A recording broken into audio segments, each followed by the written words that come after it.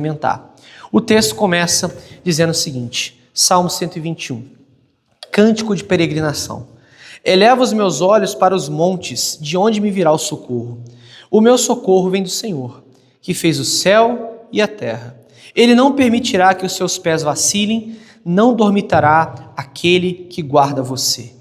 É certo que não dormita, nem dorme o guarda de Israel. O Senhor é quem guarda você. O Senhor é a sombra à sua direita. De dia não lhe fará mal o sol, nem de noite a lua. O Senhor guardará você de todo mal, guardará a sua alma. O Senhor guardará a sua saída e a sua entrada, desde agora e para sempre. Oremos. Senhor, nós lemos a Tua palavra e esperamos que pela iluminação do Teu Espírito, a Tua palavra seja explicada e aplicada com fidelidade e com poder que vem do alto. Deus, essa palavra que sempre foi suficiente para o Teu povo, em todos os momentos de insegurança, que ela seja suficiente para nós nessa noite. Que nós saiamos desse lugar alimentados pela palavra que vem diretamente do Senhor, revelada a nós pelo poder do Espírito, mas instrumentalizada aqui agora à luz dos homens, permitindo o Senhor que isso seja feito com fidelidade e com a devida reverência ao Teu nome. Nós oramos assim em nome de Jesus. Amém. Bom, eu queria que você entendesse a semelhança que você e eu temos com o autor desse salmo. Tem coisa muito interessante aqui. Se você reparou, o texto começa, e na sua Bíblia talvez tenha isso, logo acima ali da parte dos números, um título chamado Cântico de Peregrinação. Esse é um título do próprio texto original. Esse título aqui ele não é uma questão aleatória, ele faz parte do texto mesmo. Não é um título editorial, por exemplo, que se coloca nas Bíblias, onde está em negrito aí. Isso mostra um ponto importante para a gente. O texto bíblico do Salmo 120 ao Salmo 134, a gente tem um grande conjunto de salmos que eram utilizados pelo povo de Israel no meio de uma peregrinação que eles faziam pelo menos 3 vezes ao ano. Em outras palavras, ao longo da história do povo de Deus no Antigo Testamento, um israelita tinha compromisso de ir até Jerusalém durante 3 vezes ao ano. Na festa de Pentecostes, na festa dos pães asmos, que é a conhecida festa da Páscoa, e na festa das semanas, ou festa do tabernáculo. Isso para nós é algo muito distante. Eu acho que você não participou de nenhuma festa do tabernáculo na sua vida, a não ser de alguma igreja que tenha tentado emular aí um protocolo meio judaizante, mas a gente não entende muito bem o sistema das festas judaicas. Mas lá em Deuteronômio 16, versículo 16, o próprio Deus diz assim para o povo de Israel: 3 festas vocês vão ter que ir, essas 3, e uma vez ao ano. Então todo israelita, independente de onde ele morasse, no Antigo Oriente Próximo, ele deveria fazer a sua peregrinação rumo a Jerusalém quando uma dessas festas estivesse acontecendo na cidade. Então imagina que o calendário de um judeu, de um israelita, ele era governado por essas festas no sentido de peregrinação. Eu não sei se vocês conhecem, aqui no nosso país existe uma cidade chamada Aparecida do Norte. E, regra geral, você vê muitas pessoas em determinados períodos do ano peregrinando pela BR a pé até essa cidade. E é um ponto de semelhança com o que acontecia. É por isso que chama-se isso de romaria. E esses salmos, do Salmo 120 ao Salmo 134, são chamados de salmos de romagem. Salmos de peregrinação que o povo cantava quando eles tinham que sair da sua terra, da terra que eles estavam habitando, até a sua terra natal, Jerusalém. E eles faziam isso de maneira muito simbólica. Era uma peregrinação em comunidade. O povo se juntava e ia até a comemoração dessas festas. Então pense você que à medida que Israel foi crescendo, enfrentando as suas batalhas e lutas com povos ao redor, muitos israelitas foram dispersos em outras regiões. E esses israelitas, uma vez ao ano, ou 3 vezes ao ano, se juntavam e iam peregrinando para Jerusalém para comemorar essas festas. Esses 14 salmos, do Salmo 120 ao Salmo 134, eram salmos utilizados nessa romaria, nessa romagem, nesses cânticos. Eram salmos cantados pelo povo. E esse Salmo 121 é o segundo dessa lista. E ele canta de uma maneira muito poética a forma como o salmista via essa peregrinação. O Salmo ele é de um peregrino que caminha por um caminho para a sua terra natal. Ele sabe que não pertence àquela cidade que ele está, e ele está rumo à terra que ele ama, o lugar que ele quer estar, o lugar que ele tem a sua devoção. Isso era símbolo de unidade pactual do povo e era símbolo de uma devoção fiel a Deus. Aí você vai pensar assim, bom, mas isso aqui é uma aula de história de Israel, é uma pregação. Eu vou te explicar por que isso é importante para você. O contexto desse texto aqui, ele é emparelhado ou ele é uma grande ilustração da forma como eu e você vivemos aqui agora. Nós estamos numa peregrinação para uma terra que não é a nossa. Pedro disse isso na sua primeira carta, quando ele vai chamar a gente de peregrinos e forasteiros. A gente tem uma identidade pactual, uma identidade na aliança de Deus, que ela se estabelece por uma coisa. O cristão, essencialmente, sente no seu coração que não é daqui. Se você é um cristão e se sente daqui, tem algo errado com a sua identidade. Você não deveria se sentir parte daqui. Porque todo Israel no Antigo Testamento, quando ouvia que as festas iriam começar, eles sabiam que estavam indo para onde deveriam estar. E o sentimento de eu vou para onde eu pertenço era grande em todo Israel. A gente caminha para uma Jerusalém eterna, que não é essa do texto, no alto de um monte. A nossa Jerusalém, ela é descrita em Apocalipse 21 como o novo céu e nova terra, a cidade que desce do Santo dos Santos até nós. Só que a gente está numa peregrinação. A gente cantou aqui, rumo ao eterno lar. A gente está lá, peregrinando. E a gente está no meio de um processo complicadíssimo. Porque, tal como esse texto, o salmista, quando ia começar essa peregrinação, ou todo o povo de Israel, tinha uma tremenda insegurança. O que me aguarda no caminho? Eu tenho que ir para Jerusalém, eu moro longe, a minha cidade é distante, eu olho para os montes, e de onde me vem o socorro? E é aqui que a gente se encontra. A pergunta é, para onde você está indo, a distância não é tão pertinho assim. E você já se deparou com alguns obstáculos. E como é que seu coração fica diante disso? Com insegurança, tal como esse salmista e tal como qualquer pessoa no povo de Deus, quando olhava para a situação e pensava assim, bom, e agora? O que eu vou fazer nessa peregrinação? Então a gente começa esse texto justamente entendendo a realidade tão paralela que nós temos aqui. A peregrinação do povo de Israel até Jerusalém, cantando esses salmos, e a nossa peregrinação rumo à eternidade. Você não é daqui, você está peregrinando até a sua casa. E aí? Você se sente seguro? Bom, é normal que você não se sinta em alguns casos. E esse salmo é justamente uma forma que Deus tem para te mostrar que você deveria colocar os seus olhos para além dos montes e entender que existe segurança em Deus. Esse é o tema de hoje e eu queria que você começasse logo de cara refletindo sobre como o salmista constrói esse cântico.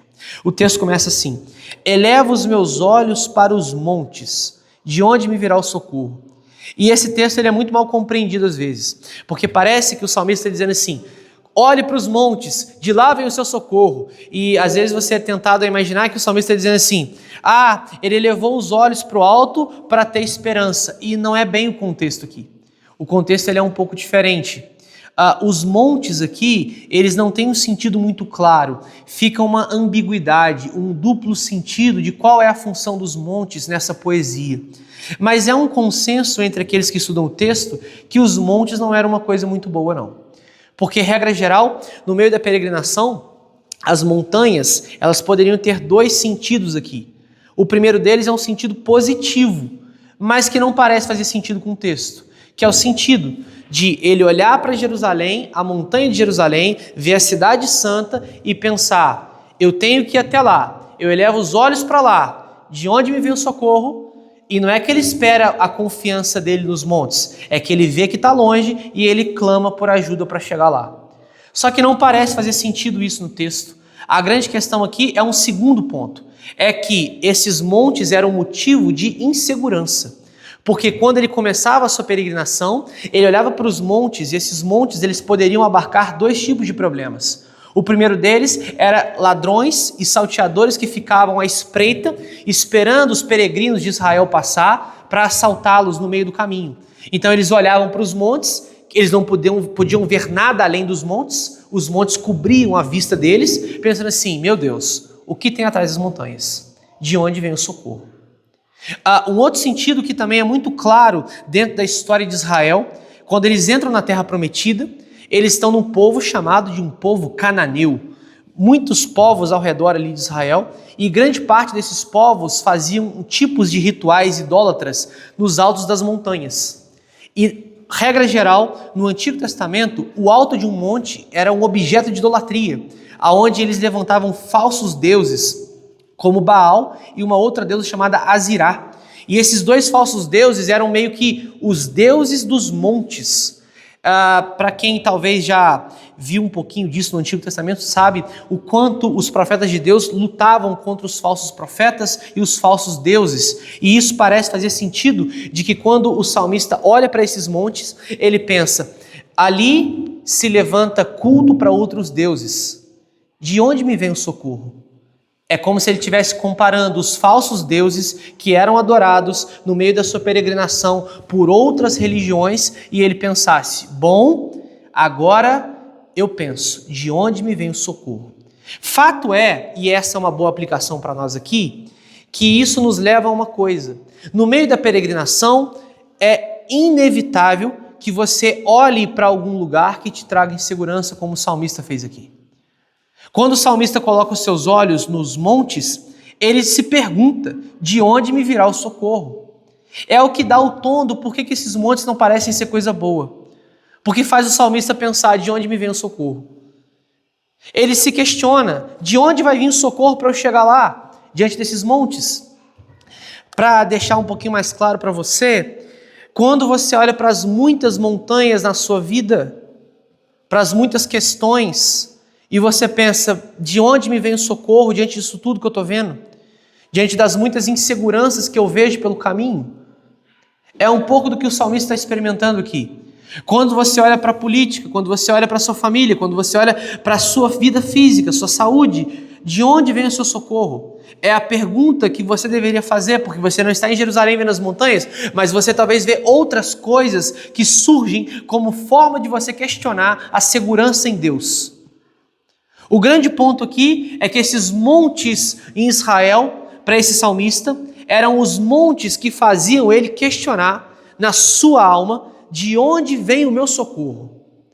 A questão é, quando você olha para a realidade terrena, você é tentado a pensar, e agora, José? O que eu faço? Como é que eu vou fazer diante de tantas questões, diante de tantos problemas, tantos infortúnios? Pensa você aí que o cristão ele não é imune à insegurança que qualquer brasileiro passa num momento como esse, onde a gente passa assim, bom, mas o que vai ser da gente? O nosso país ele vai bem ou vai mal? O nosso país está parecendo que vai rachar de um lado para o outro, é esquerda contra a direita, é Lula contra Bolsonaro, é progressismo contra conservadorismo, é família se dilacerando entre eles em vários níveis.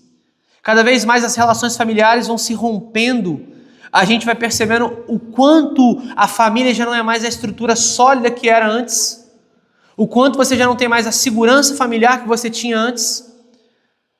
As montanhas estão diante de você como salmista, e você coloca os olhos nelas pensando, bom, de onde me vem o socorro?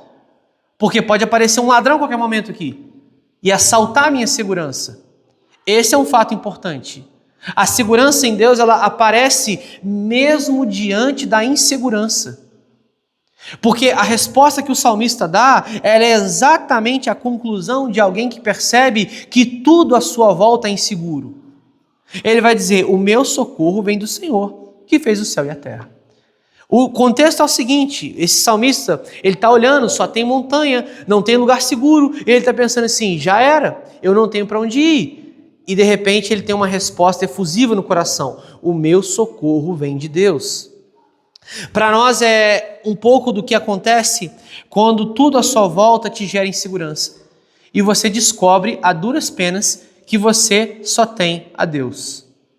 Que só Ele é o socorro que você não só precisa, mas tem. Porque na verdade, a gente só sabe que Deus é o socorro que a gente precisa quando todos os outros tipos de segurança que você imaginava ter foram embora. Aí sim você descobre que Ele é o socorro que você precisa. Quando você perde a segurança na família, a segurança no dinheiro, a segurança na sua habilidade, a segurança no seu talento, na sua profissão, aí você fala, eu só tenho a Ele. E aí você percebe que Por mais que você só tenha Ele é tudo o que você precisa. O salmista aqui, ele faz uma afirmação que ela é muito interessante, porque ele percebe as montanhas como um tipo de ameaça, como um tipo de problema a ser enfrentado, e ele vai dizer assim: o meu socorro vem do Senhor que criou o céu e a terra. Em outras palavras, aquele que tem autoridade sobre as montanhas, aquele que criou esses lugares aqui que eu estou com medo de passar. Ele é quem criou essas coisas. Eu não estou diante de um Deus que é passivo à ação de ladrões, salteadores, falsos deuses. Estou diante de um Deus que criou o céu e criou a terra.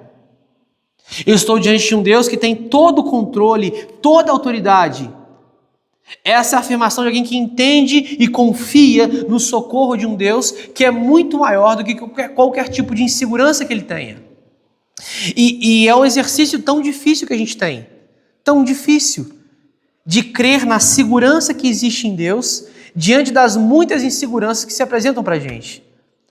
É legal pensar que o salmista só consegue entender esse socorro quando ele percebe as obras de Deus e os seus atributos. Vale uma aplicação para você. Se você não conhece o Deus que você serve, provavelmente você vai ter muita dificuldade de enfrentar a insegurança. Conhecer os seus atributos, o que ele fez, as obras de sua mão. Muitos cristãos não têm noção do que é a soberania de Deus, não têm noção de quem ele é na sua essência. Criaram a figura espiritualizada de um Deus que é frágil diante das muitas montanhas que se apresentam nesse caminho de peregrinação. Quando nós olhamos para um texto que narra essa peregrinação e o salmista dizendo: o meu socorro vem do Senhor, a afirmação seguinte é de alguém que conhece o que ele fez, que fez o céu e a terra. Ele entende a autoridade desse Deus e entende o atributo de soberania que esse Deus tem. Ele não faz referência a um Deus distante. Ele vai dizer: o meu socorro vem de Yahvé. A palavra aqui no texto original, ela tem um sentido muito específico para a gente. Eu preciso que você lembre uma vez, há uns 2, 3 domingos atrás, quando eu expliquei que a palavra Senhor no Antigo Testamento, quando ela é traduzida para nós, com todas as letras em maiúsculo, como está aqui e deve estar na sua Bíblia também, ela não faz referência a um substantivo qualquer como Senhor. Do tipo, o escravo tem o seu senhor. Por um tipo de tradução quebra-galho que a gente tem, não existe outra palavra para traduzir essa palavra no original, que é o nome próprio de Deus. E quando no Antigo Testamento essa palavra era usada, ela era colocada especificamente para fazer referência ao nome próprio de Deus. O nome que era colocado apenas para o seu povo. Em outras palavras, somente alguém que pertencia ao povo de Deus poderia chamar ele de Yahvé e não Senhor. Esquece essa palavra de tradução Senhor, porque não é o sentido dela. O sentido do texto é o nome próprio de Deus. É como se aqui o salmista estivesse dizendo: o meu socorro vem de Yahvé, o Deus da minha salvação. A palavra Yahvé, que a gente chama de Yahvé, mas a pronúncia certa a gente não sabe, porque era o nome impronunciável de Israel, ela tem um sentido que é uma abreviação do nome que Deus revela para Moisés em Gênesis 3. Em Gênesis 3, Moisés vai perguntar assim para Deus: Deus, você está me enviando para Israel, mas eles vão me perguntar quem me enviou. E quem que eu vou dizer que me enviou? E Deus vai dizer, você vai dizer para eles que o grande eu sou te enviou. E a palavra ali, ela é abreviada posteriormente e vira um tetragrama que se torna o nome próprio de Deus. E toda vez que você lê Senhor com letra maiúscula, todas elas maiúsculas na Bíblia, é esse nome que está escrito ali. Como ninguém sabe a pronúncia e ninguém sabe o que é esse nome exatamente, as traduções optam por Senhor para ficar uma coisa mais reverente. Mas fato é que esse Senhor aqui não é um Senhor comum, é o Deus do povo. Aí você vai dizer: poxa, pastor, mas o que isso tem a ver comigo? Tem a ver o seguinte, minha cara. Ninguém na terra tem autoridade e dignidade para chamar Deus pelo nome próprio, a não ser o seu povo. Todo ser humano pode dizer assim de Deus: Ele é o meu Criador, mas só o seu povo pode chamar Ele de meu Redentor. A intimidade aqui é outra. Quando o salmista diz, eleva os meus olhos para os montes, de onde me virá o meu socorro vem de Yahvé, o Deus íntimo da minha vida.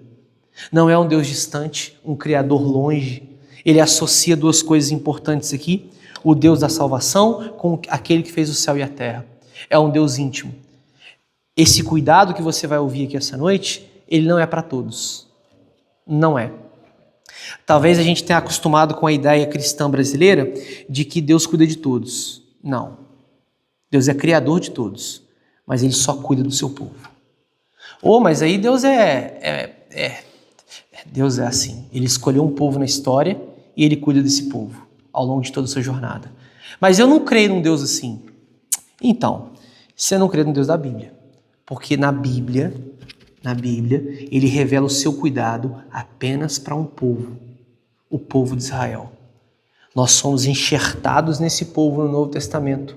E agora nós somos o Israel espiritual de Deus, mas associados a esse povo, chamado povo da aliança.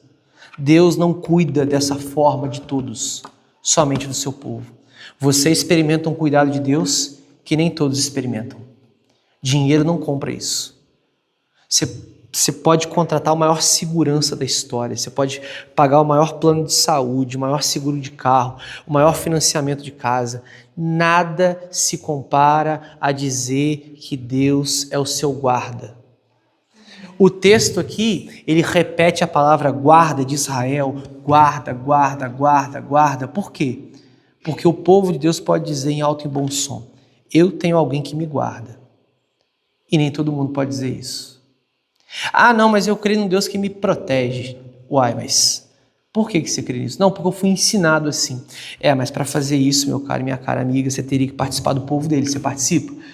Não sei, só sei que eu nasci confiando num Deus que me protege com o meu anjo da guarda. Não é assim que a banda toca. Deus reserva o seu cuidado pessoal para alguns e não para todos. Mas eu me sinto muito especial com isso. Não deveria não, porque Deus faz por graça e não porque você merece. Ele concede isso por amor de Cristo Jesus. Aqui há um sentido interessante. Talvez você nunca experimentou uma estrutura de segurança na sua vida como a desses milionários, né? A gente olha para a vida de um milionário, de um bilionário e pensa assim, que segurança, né? Uma casa segura, um plano de saúde que pode pagar qualquer coisa, um carro blindado, e talvez você nunca teve nada próximo disso. Mas se você é alguém que participa do povo de Deus, você eleva os seus olhos para as montanhas e você vê além delas alguém que te guarda. E isso daí nenhum milionário pode comprar. Então, o que o texto vai dizer agora é como esse cuidado acontece. Você acabou de entender quem cuida de você e por que você pode, de alguma forma, entender esse cuidado à luz da Bíblia, pensando assim, agora eu posso ser cuidado e agora eu vou ser cuidado.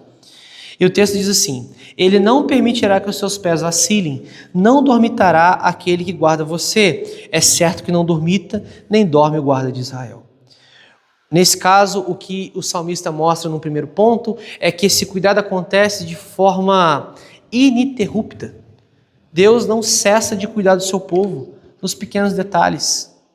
Ele não permitirá que os seus pés vacilem, nem dormitará aquele que guarda você. E nesse bloco há uma repetição de palavras aqui muito interessante, a guarda e o dormir. Aqui o texto mostra o que Deus faz, ele guarda. E aqui o texto mostra o que Deus não faz, dorme. Ele repete intencionalmente isso para frisar bem, para nossa cabecinha tábula rasa entender que Deus não dorme. Aí você vai dizer, eu sei que não dorme. Mas deixa eu te explicar o que isso quer dizer na prática. Você e eu, nós acabamos em algum nível cochilando na vida. A gente dá uns cochilos às vezes. A gente dá uma pescada assim, a vida passa lá 1 mês, 1 ano, 5 anos, 10 anos, 20 anos. De repente você acorda e fala, opa, como é que eu cheguei aqui? Nem eu sei. Minha vida andou e eu não vi. É um ponto comum aí entre um ser humano. Você dorme na vida.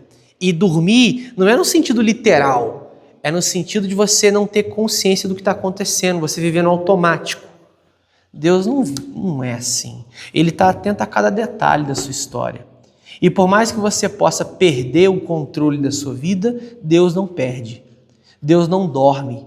Deus não dormita. Existe uma diferença entre dormitar e dormir.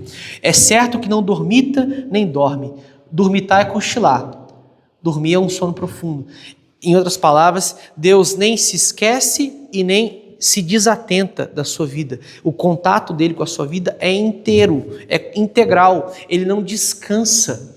Nós lemos aqui no início do culto que você pode e deve dormir, mas o seu Deus, ele não dorme. Olha que coisa interessante. O seu Deus trabalha em seu favor, guardando a sua vida, para que você possa descansar nele, para que você possa dormir sossegado. Um cristão deveria ter a consciência de que ele pode dormir sossegado, que existe um guarda em Israel. A ideia aqui é a ideia de uma cidade que sabe que tem um guarda lá fora e sabe que todos os habitantes dela podem dormir sossegados porque o guarda está dia e noite vigiando pela cidade, como nós lemos no início do culto. A questão é, cristão, você sabe que existe um Deus guardando a sua vida, mas você se sente seguro com isso? Você descansa nisso mesmo, de fato, dizendo assim, Senhor, o Senhor está ali, em pé, guardando a minha entrada, guardando a minha saída, não dormindo. Porque às vezes a gente tem a terrível ideia de aplicar a Deus o nosso próprio modus operandi. A gente não tem condição de vigiar sobre a nossa vida o tempo todo. Não tem. Quantas vezes você e eu escorregamos em questões porque deixamos de vigiar, deixamos de orar o necessário, deixamos de jejuar o necessário, deixamos de ler a Bíblia o necessário, deixamos de fazer o necessário. Ou você acha que você tem toda a atenção possível? Não tem. E deixa eu te contar um segredo. Quando você dorme, o mundo continua. E você parou de orar e parou de jejuar quando você está dormindo. Ou seja, você não tem condição de guardar a sua vida. A sua vida não é possível ser guardada pela sua própria força. Por isso que nós precisamos de um guarda que não dorme nem dormita. O texto mostra que isso acontece num cuidado muito íntimo. Ele não permite que os nossos pés vacilem. É por isso que ele não pode dormir, porque ele cuida de cada passo da nossa caminhada. Cada passo. Isso não quer dizer que ele não permite que você caia em pecado, que você se frustre. O que quer dizer é que Deus não permite que você se desvie completamente da rota para Jerusalém. A ideia do texto aqui é o salmista dizendo, olha, Deus não vai permitir que a minha vida seja desviada do caminho de peregrinação. Da mesma forma que eu e você podemos pensar o seguinte, se você é um cristão, você pode ter plena segurança da sua salvação. Nenhum passo para a esquerda e nenhum passo para a direita são fora do controle de Deus e a grande garantia é que Ele não permite que os seus pés vacilem na hora que você estiver caminhando rumo a Jerusalém. Você pode cair, mas a salvação você não perde. A ideia de os pés vacilarem aqui é justamente você parar de caminhar. Lembra aí. Quantas crises na fé cristã de mais de 2, 3, 5 anos que você tem aí de caminhada, você já não passou? Quantas vezes que você já poderia ter abandonado o evangelho e não abandonou? Poderia ter largado tudo e não largou? Poderia ter dito, olha, não é para mim não, cansei. Estou cansado de ser miserável, estou cansado de errar. E por que você não fez isso? Porque ele guardou o seu pé de vacilar. Ele não dormiu na sua falha. Ele sabiamente te conduziu por um caminho que talvez não era o caminho que você imaginava, mas ele te conduziu para sustentar a sua vida. O cristão aqui, ele tem a plena segurança da sua salvação. Plena. E também da condução que Deus faz. É por isso que o cristão verdadeiro, ele não deveria ter medo de perder a sua salvação, não porque ele tem condições de mantê-la, mas porque o próprio Deus garante que ele vai conduzir até o final. E aqui é um negócio muito legal. É por isso que pastores de igreja que levam a sério a Bíblia não vão ficar te paparicando. Não vão ficar te paparicando. Se você é salvo em Jesus, se você tem alguém que te guarda como esse Deus aqui, não há necessidade de alguém ficar te tentando te levar no colo para o Evangelho. Você vai porque Ele é o seu guarda de Israel. Você não deveria se acostumar com a ideia infantilizada que nós temos de um cristão que está o tempo todo prestes a cair, andando na corda bamba. Isso não faz parte de um cristianismo saudável que entende a segurança que ele tem em Jesus. É aquele negócio, você tomou uma decisão por Jesus? Tomei. Então você está seguro. Ah, mas não tem mais, você está seguro. Não, mas e se eu falhar? Ok, você vai falhar mesmo. Mas se você é um cristão, você está seguro, até na sua falha.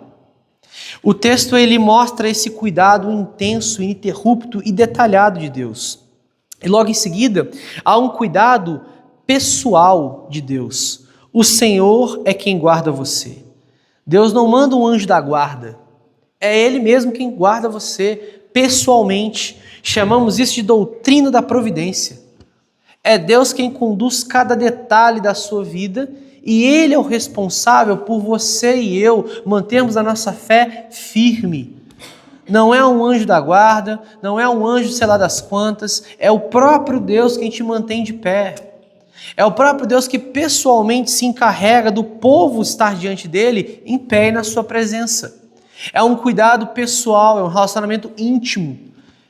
Nós não deveríamos esperar experiências com outro tipo de ser, anjo, coisa do tipo, porque o próprio Deus garante a sua proteção a nós. É claro, anjos existem, a Bíblia trata sobre eles, mas o cuidado do povo de Deus, ele é do próprio Deus. Ainda que você tenha contato com algum anjo, e você pode ter isso não significa que é o anjo que cuida de você, é o próprio Deus. Foi Deus quem tirou o povo de Israel do Egito, foi Deus quem trouxe o povo para Israel, foi Deus quem tirou o povo de Israel, foi Deus quem levou o povo dele para longe de Israel, foi Deus quem chamou você, é Deus quem sustenta você e é Deus quem vai guardar você até a volta dele. Você precisa entender que você está nas mãos de Deus, na mão dele. Você não cai para cá, nem para cá, você está dentro de um controle chamado controle soberano e providencial do seu Deus. Nem para a esquerda, nem para a direita. Quando você tem crises financeiras, emocionais, de saúde, tudo isso faz parte do cuidado de Deus com a sua vida. O texto vai avançar mostrando que esse cuidado é em todas as circunstâncias. O Senhor é a sombra à sua direita, de dia não lhe fará mal o sol, nem de noite a lua. A ideia da sombra aqui, ela também não fica clara se é um tipo de sombra para proteger do sol ou se é a ideia de um tipo de presença que acompanha o povo dele aonde quer que vá. Mas é muito mais provável que seja essa ideia de uma sombra que acompanha o povo aonde quer que ele vá. A questão do sol já é falada logo em seguida. Então parece que o que o texto está querendo dizer é que eu e você experimentamos uma presença de Deus que nos acompanha em todos os lugares.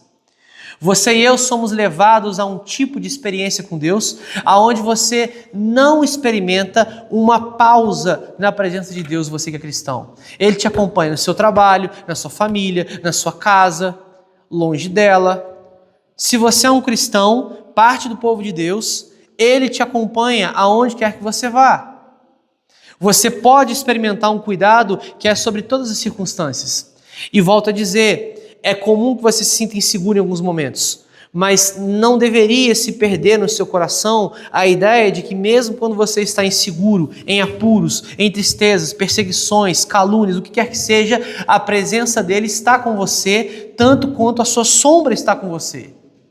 É uma ilustração meio boba a que a gente poderia fazer aqui, mas ela só não é boba porque o próprio texto faz.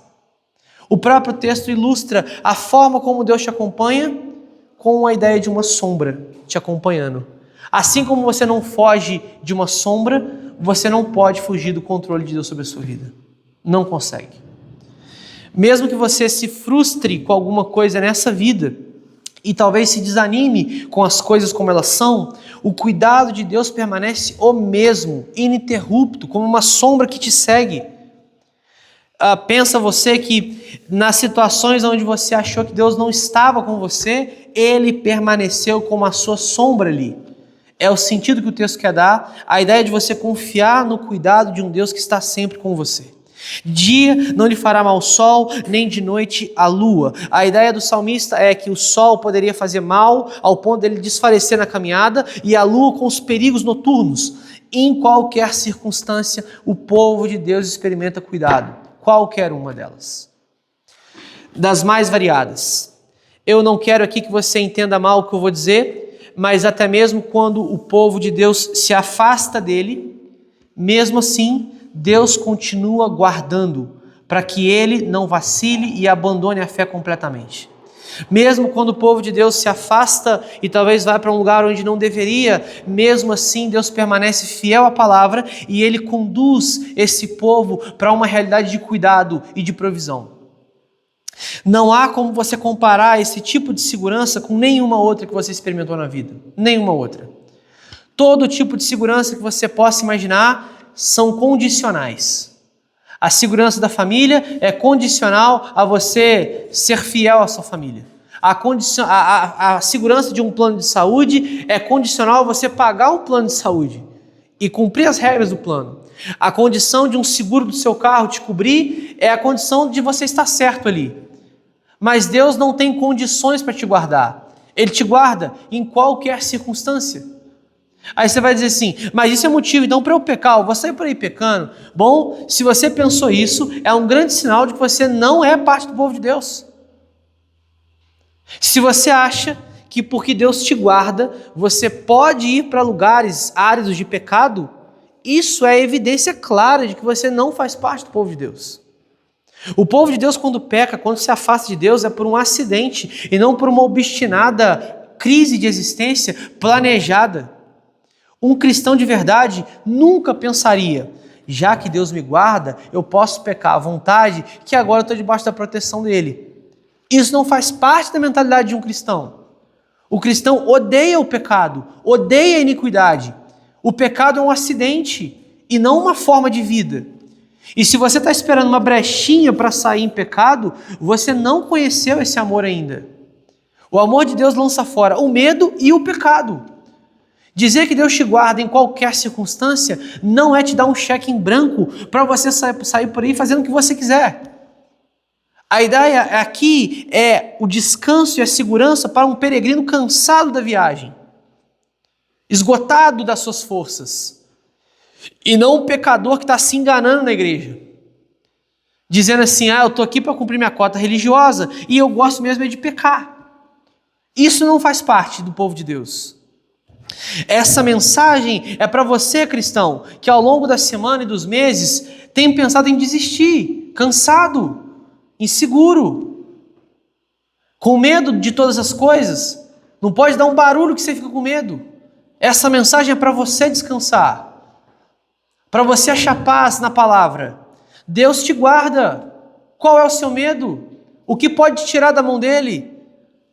Não há nada que te separa desse amor, não há nada que pode te arrebatar dessa provisão. O dia, o sol não te faz mal, nem a noite e nem a lua. Vem o último ponto, onde Deus mostra um cuidado que ele não é só ininterrupto, não é só pessoal em qualquer circunstância, mas ele é um cuidado absolutamente dentro de você, interno, e não só fora. Aliás, fato é que a grande questão do texto é uma tensão mal resolvida entre a gente aqui, como cristãos. A gente não entende até que ponto que a gente pode esperar segurança em Deus. Eu vou dar um exemplo aqui. Quando você está com uma doença, você pode confiar que Deus vai te guardar dessa doença? E aí é onde você começa a pensar, não sei, porque pode ser que Ele queira que eu vá embora para a glória com essa doença. Eu não sei o que Deus quer da minha vida. Então, nesse último ponto, é onde a gente entende essas tensões mal resolvidas sobre aonde Deus te guarda. Porque se você olhar para a história de Jó, por exemplo, eu tenho falado dela algumas vezes aqui, Jó perdeu todas as coisas na sua vida, e talvez você olhe para ele e fale assim, mas Deus não guardou a saúde de Jó, a família de Jó. Então, cadê essa segurança que ela não é tão física assim? O texto vai dizer no versículo 7, o Senhor te guardará de todo o mal, guardará a sua alma. A ideia aqui desse versículo 7, ela é completa. Deus guarda você de todo o mal, guarda a sua alma.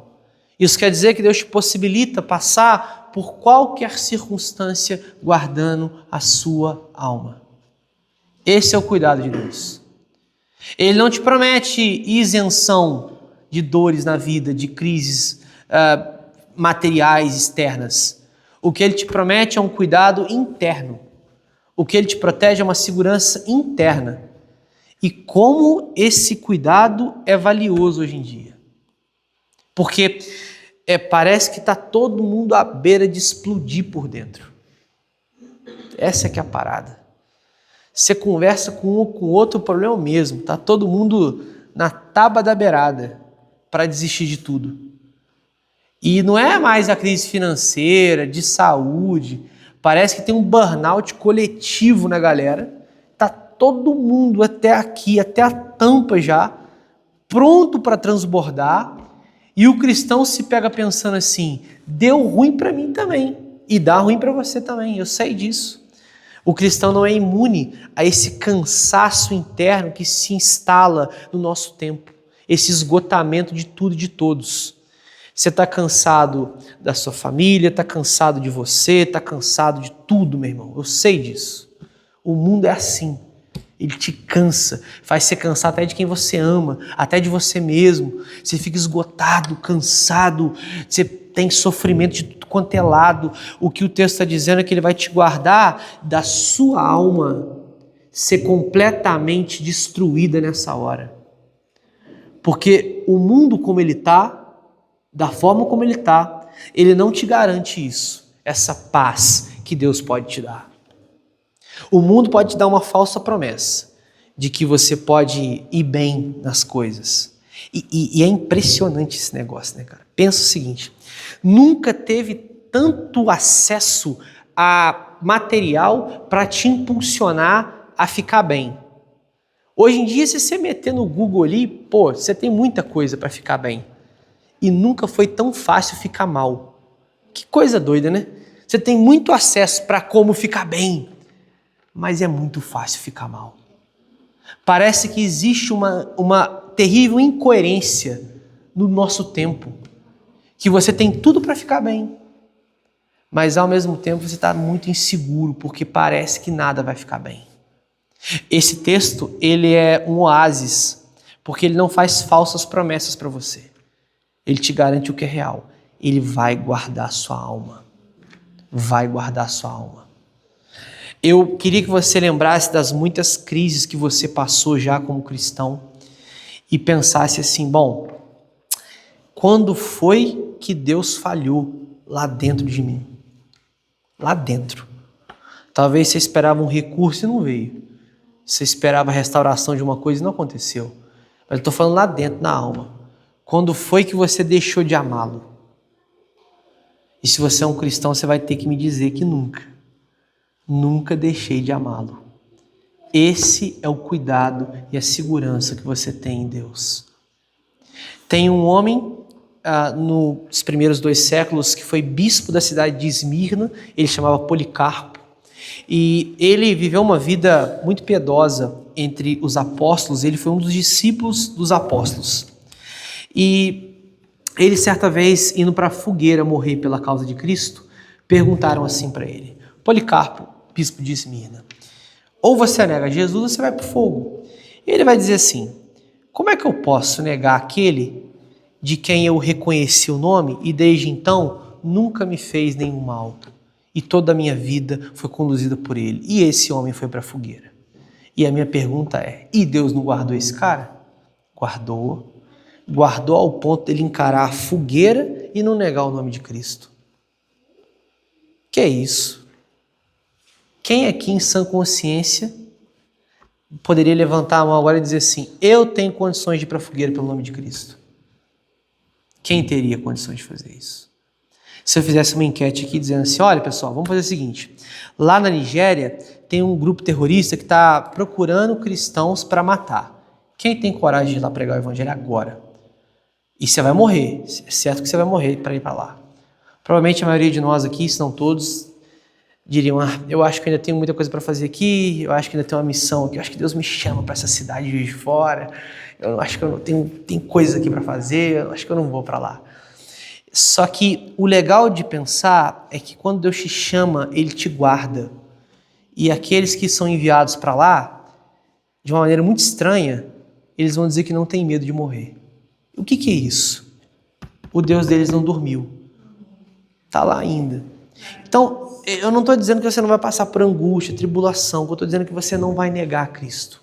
Pode ficar tranquilo. Ele é contigo, Ele te chamou, Ele te guarda. Ele está ali, segurando o seu rojão, meu irmão. Agora, tem um ponto. Se você não for da parte do povo, é questão de tempo para você ir embora. Questão de tempo. Porque nas muitas tribulações da vida, nenhum falso crente aguenta. O evangelho não é brincadeira. Não é. Seria melhor que você nunca tivesse conhecido o evangelho do que conhecê-lo e abandoná-lo. Hebreus capítulo 6 fala sobre isso. Aqueles que estiveram no meio do povo e Deus não os guardou. Isso aí é punk, meu irmão. Aí o pau quebra. O grande ponto é que na vida comunitária, todos experimentam o cuidado de Deus, daqueles que são parte do seu povo. E é por isso que a gente pode descansar que esse cuidado não está nas nossas vistas. Por isso que quando a gente se compara com outras pessoas, pensando assim, poxa vida, mas o irmão ali é tão protegido por Deus, olha só os livramentos que ele tem, as proteções que ele experimenta. Você só vai saber mesmo se esse é protegido de Deus o dia que o bicho pegar, o calo apertar e ele tiver que escolher entre Cristo e o mundo. E aí você vai saber se Deus guardou ele mesmo ou não. Porque até então as questões visíveis não garantem que você e eu somos protegidos por Deus. Eu conheço pessoas que contam histórias lindas de livramento. Carro capotou, carro que você imaginar aí, tiro. E aí passa um ano, passa 2 anos, 3 anos, cadê o irmão? Ah não, o irmão não está mais no evangelho não. Olha, mas Deus não estava te protegendo aí, cara? Você não contou os livramentos, a provisão que Deus mandou? Não, mas você... Olha, mas que segurança é essa? Que enviou provisão, guardou saúde, mas não guardou sua alma? Então você nunca experimentou essa provisão de segurança na sua vida. E é complicado isso no evangelicalismo brasileiro, porque se associa à ideia de, volta na pregação de semana passada para fazer um link com essa daqui, de experiências com Deus. Porque qual é a maior experiência de segurança que você tem que ter com Deus? Que a sua alma continua amando a Cristo, meu irmão. Você está amando a Cristo agora? Tô. Então Ele está te guardando, meu irmão. Ah, mas eu estou inseguro com o mundo. Bem-vindo ao clube, estamos inseguros com o mundo. Estamos inseguros com a economia, com os presidentes, com os políticos. O que você não deveria estar é inseguro com esse amor. É isso aí que te garante.